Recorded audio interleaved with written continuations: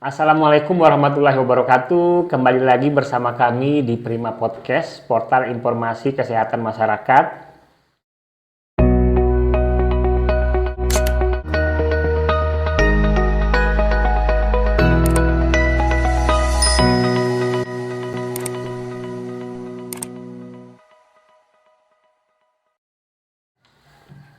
Yang belum mengenal Prima Podcast, yaitu podcast sengaja didesain oleh Puskesmas Rarang untuk mengedukasi masyarakat, memberikan informasi yang maksimal terkait dengan beberapa penyakit yang terupdate, beberapa kebijakan pemerintah, dalam hal ini juga kesehatan dan juga beberapa program yang ada di Puskesmas Rarang.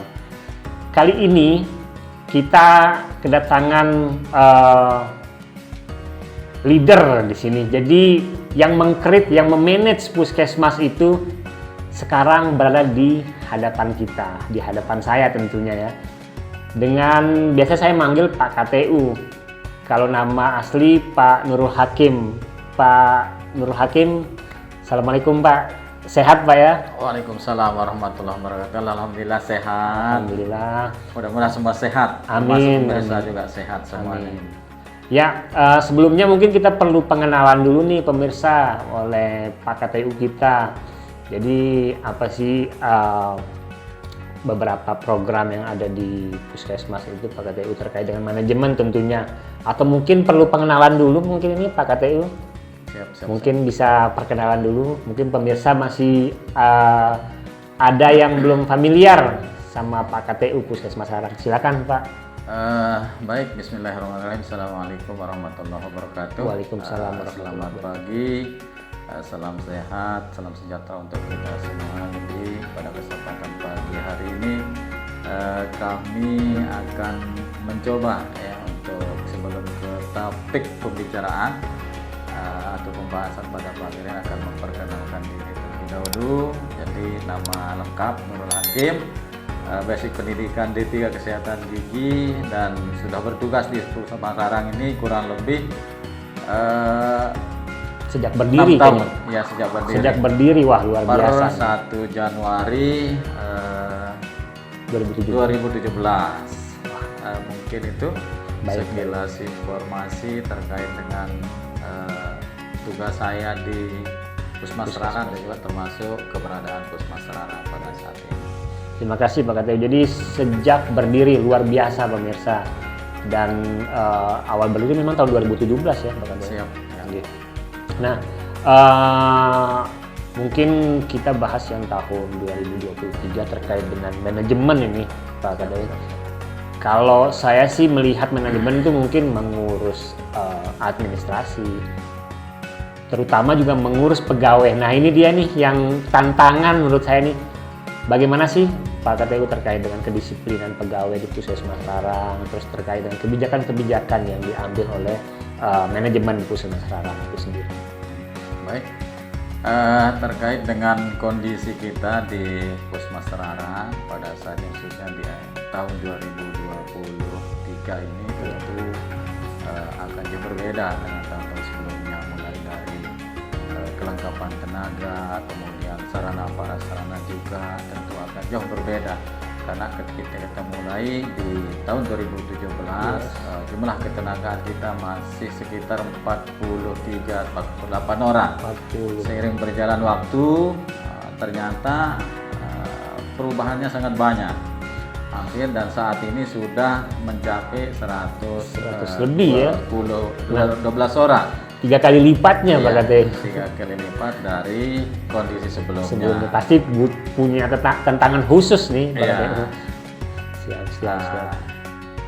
Nah, Pak KTU, kita kan pernah mengalami akreditasi nih Pak KTU. Pastinya setelah itu kan kita akan melewati namanya reakreditasi.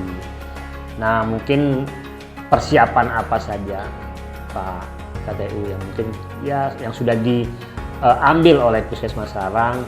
Karena saya dengar biasanya kalau kita reakreditasi itu ada yang bilang kita nginep di Puskesmas, terus wah rame-rame ada yang bilang nggak pulang, terus pokoknya bagaimana tim penilai memberikan kita. Tapi sebelumnya kita Puskesmas Rarang setelah diakreditasi itu nilai kita apa Pak Kadep?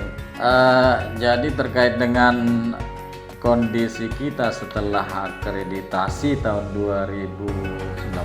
Jadi kita mendapat kategori utama. Wah luar biasa. Jadi alhamdulillah karena kita Puskesmas baru bisa mendapatkan nilai utama, dan tentunya ini adalah peran semua pihak ya, terutama kita yang secara keseluruhan di Puskesmas, seluruh staf mulai dari pimpinan sampai level yang paling bawah yaitu CS, Satpam dan seterusnya, dan juga kami tidak melupakan dari pihak-pihak terkait yang membackup atau mendukung kegiatan akreditasi tersebut, khususnya dari Dinas Kesehatan, karena bagaimanapun juga ya kalau tidak didukung atau dipimpin atau dibina oleh Dinas Kesehatan, tentu apa yang kami dapatkan pada saat itu mungkin tidak sampai ke sana ya, karena ini bagian dari dukungan sepenuhnya dari pemerintah daerah, dalam hal ini Dinas Kesehatan, karena Rarang usianya masih baru, kemudian mengalami proses akreditasi yang memang baru-baru juga dilaksanakan, sehingga ya alhamdulillah dengan predikat utama itu tapi menjadi menjadi beban atau tantangan ke depannya ya, jadi tantangan karena kita mempertahankan ya, ya, Pak ya. Siap. Oke, menarik sekali nih terkait dengan realisasi. Saya jadi deg-degan karena ini pengalaman pertama saya Pak KTU nanti mengikuti reakreditasi. Nah, terkait program nih Pak KTU, di Puskesmas kan kita memiliki beberapa program kegiatan, dan itu bermuara di manajemen pastinya dalam memanage program ini. Nah, program prioritas kita selain kemarin kita ada inovasi terkait dengan sewa kutu yaitu di PB, mungkin terdapat beberapa program prioritas sepertinya di Puskesmas. Tapi mungkin bisa dijelaskan sedikit saja sekaligus mungkin memberi statement ke pemirsa di rumah, walaupun dalam kaitan ini Pak KTU sebagai manajemen mungkin penting juga mengedukasi masyarakat terkait dengan kesehatan mereka di rumah Pak KTU. Mungkin silakan sedikit Pak KTU. Baik, tentu ketika kita berbicara dengan manajemen ini menyangkut keseluruhan ya. Artinya mau dari pimpinan, kemudian jenjang-jenjang lebih lagi, PJ, kemudian koordinator, pelaksana kegiatan, ini adalah satu kesatuan yang tidak bisa kita pisahkan, termasuk juga lintas sektoralnya. Jadi apapun kegiatan kita di Puskesmas, ketika kita tidak didukung juga oleh Linsek, ya tentu ini juga akan tidak mendapatkan hasil yang baik atau hasil yang maksimal, sehingga kami dari manajemen harus banyak berbuat terkait bagaimana manage ketenagaan, kemudian bagaimana mengelola dukungan dana ya, kemudian juga bagaimana kita melakukan advokasi, kemudian koordinasi bersama lintas sektoral yang lain, sehingga seluruh apa yang menjadi rencana kegiatan kita atau yang sudah kita programkan di Puskesmas ini, khususnya di bidang kesehatan, tentu nanti kedepannya akan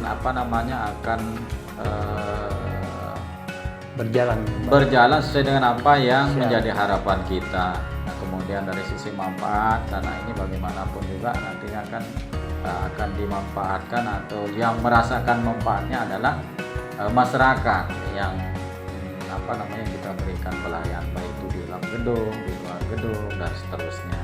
Baik. Artinya ini memanage Puskesmas ini pastinya akan berdampak ke masyarakat, karena berbicara tentang manajemen pastinya tidak hanya di bagian dalam gedung, juga termasuk dengan program-program yang turun ke lapangan, begitu Pak KTU. Baik Pak KTU, menarik Pak KTU. Saya rasa ini mungkin butuh beberapa episode ini Pak KTU, karena yang akan kita kupas ini belum lagi terkait program yang ada di Puskesmas, belum lagi dengan beberapa kebijakan terbaru terkait dengan Kemenkes pastinya Pak KTU ya. Jadi mungkin nanti bersedia mungkin kita undang kembali di Prima Podcast ini Pak KTU. Insyaallah. Baik Pak KTU. Mungkin sebagai penutup Pak KTU, mungkin apa yang mau disampaikan ke masyarakat sedikit saja, baik itu pemirsa di rumah, karena channel ini kita harapkan bisa ditonton oleh masyarakat di sekitar Puskesmas Sarang Pak KTU. Mungkin terkait dengan kebijakan atau program apa yang ada di Puskesmas, sehingga masyarakat perlu tahu nih dan mau merubah perilakunya, seperti itu Pak KTU. Mungkin singkat Pak KTU. Terima kasih. Jadi terkait dengan apa yang artinya akan kita sampaikan pada kesempatan ini, terutama terkait dengan pelayanan kesehatan, tentunya secara umum mungkin masyarakat belum paham terkait dengan apa yang kita lakukan di Puskesmas. Artinya bahwa setiap gerak kami di Puskesmas, kegiatan kami di Puskesmas berdasarkan aturan yang ada, tidak semata-mata bahwa kami menjalankan tugas ini berdasarkan kemauan kami di Puskesmas. Tidak, semua ada aturannya, mulai dari peraturan Kementerian Kesehatan, peraturan Presiden bersama regulasi yang lain, termasuk juga peraturan di Bupati. Nah, sehingga mungkin kedepannya mungkin kepada rekan-rekan yang lain, yang lain juga bisa memberikan edukasi pemahaman kepada masyarakat, terutama yang bersentuhan langsung, terutama kayak pelayanan UKP di dalam gedung, kemudian UKM di luar gedung. Nah, sehingga masyarakat benar-benar paham, karena kita di masyarakat ini tentu cukup variatif ya. Ada yang paham dengan aturan, ada yang tidak paham ketika membutuhkan sesuatu dengan kita, khususnya di bidang kesehatan. Tentu kadang-kadang ingin instan, ingin cepat, ingin cepat. Padahal harus ada prosedur. Iya, harusnya ada beberapa prosedur yang harus kita lakukan berdasarkan aturan yang ada. Jadi intinya bahwa secara umum bahwa kami ingin memberikan yang terbaik kepada warga masyarakat kita, khususnya di wilayah Puskesmas Sarang. Nah, terkait dengan ini tentu memerlukan dukungan dari semua pihak, baik terhadap masyarakat itu sendiri, terus kemudian penentu kebijakan di level desa, di level kecamatan, bahkan sampai level kabupaten. Nah, sehingga semua apa yang menjadi harapan kita, khususnya di Puskesmas Sarang dan umumnya di Lombok Timur terkait dengan kesehatan ini bisa mendapatkan atau bisa dirasakan secara maksimal oleh masyarakat yang akan menerima pelayanan kita secara langsung. Siap. Baik, kalau gitu Pak KTU sangat edukatif dan informasi ini penting saya rasa didapatkan oleh masyarakat. Terima kasih Pak KTU kesempatannya berkunjung ke Primat Podcast. Harapan kami semua informasi-informasi tadi bisa tersampaikan sepenuhnya, baik itu di internal kita di Puskesmas Sarang maupun juga di masyarakat secara luasnya. Baik, kalau gitu pemirsa di rumah, itu dia perbincangan singkat kami, dan ini mungkin butuh waktu juga untuk kita ulas kembali beberapa topik yang lainnya. Pak KTU pastinya kita tunggu kehadiran beliau, karena mengingat beliau ini Kasubag Tata Usaha, pastinya kesibukan sehari-hari juga dalam mengurusin Puskesmas ini pastinya padat. Oleh karena itu kita ucapkan terima kasih buat Pak KTU, dan pemirsa di rumah jangan lupa kunjungi juga Instagram kami di UPT BRUD Puskesmas Sarang.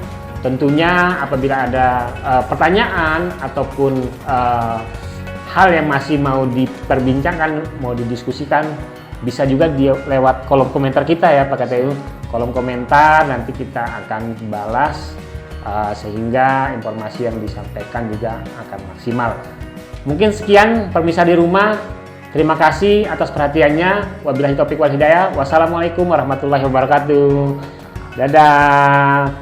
Pak KTU, terima kasih.